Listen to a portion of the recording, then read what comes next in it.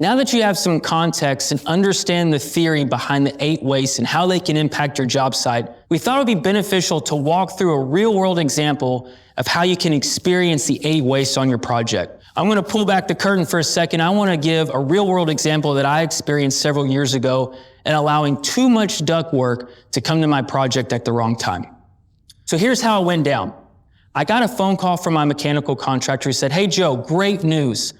The production shop was able to put all of level 2 into the assembly line, and in 2 weeks, I'll be able to deliver all of the second floor." I was like, "Man, that's awesome. That's great. We're going to be so much more productive because I'm not going to have to wait on these material deliveries.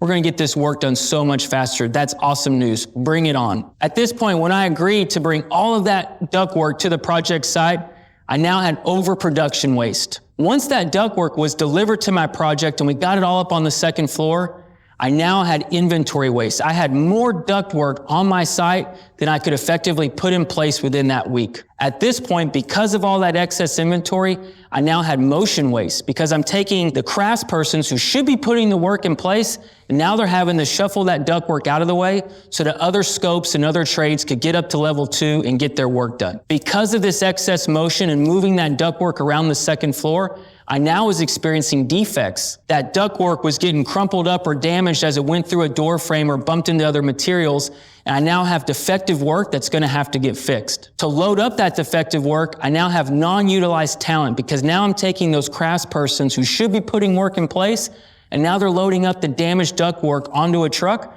to take back to the shop so it could be fixed. Once that ductwork's loaded up on the truck, I now have transportation waste because I'm taking the ductwork from the job site, sending it back to the manufacturing line so it can be remade, resulting in transportation. Once that ductwork arrives back at the shop, we now have extra processing waste. The men and women on that assembly line at that ductwork shop are now having to reprocess my damaged ductwork versus building new ductwork to go to another job site. And lastly, waiting.